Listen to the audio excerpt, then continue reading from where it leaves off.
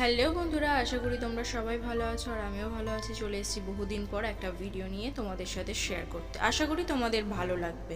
যা গরম, তার জন্য সকাল সকাল ডাবের জল খেলাম। ডাবের জল খেয়ে নেওয়ার পরে আমার স্টুডেন্টগুলো পড়তে চলে এলো, ওদের পড়িয়ে নিয়ে টিফিনটা করে নিলাম। আজকে টিফিনে ছিল মুড়ি মাখা। যা গরম পড়েছে, উল্টোপাল্টা কিছু খাচ্ছি না।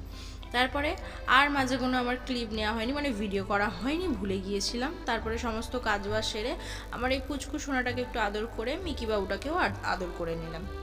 মিকি বাবুর একটু রাগ হয়েছে, কারণ ওকে বেঁধে দিয়েছি তো ওই জন্য। ও চায় একটু সবসময় এখানে ওখানে ঘুরতে। তো মিকি বাবুর আদর করে নিয়ে আমার মনে পড়ে গেল ওপরে তো মাছগুলোর খেতে দেওয়া হয়নি সকালে, আর বেলা 12টা পেরিয়ে 1টা বাজতে যায়, অনেকটা দেরি হয়ে গেছে।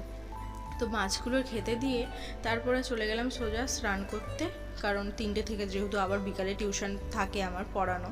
তো স্নান টান করে চলে গেলাম নিচে খাওয়া দাওয়া করতে। আর আজকে অনেকটাই দেরি হয়ে গিয়েছিল রান্না বান্না করতে। তো আজকে দুপুরে মেনুতে ছিল ভাত, ডাঁটা, আলু, মাছ, বড়ি দিয়ে তরকারি, তারপরে এঁচোড় এঁচোড় চিংড়ি, সাথে ছিল লেবু আর শসা। তারপরে খেয়ে নিলাম একটু আম মাখা। আর আম মাখা আমার খেতে প্রচুর ভালো লাগে। আর তোমাদের কার কার আম মাখা খেতে ভালো লাগে আমাকে কমেন্টে প্লিজ জানি। আম মাখা খেয়ে নিলাম।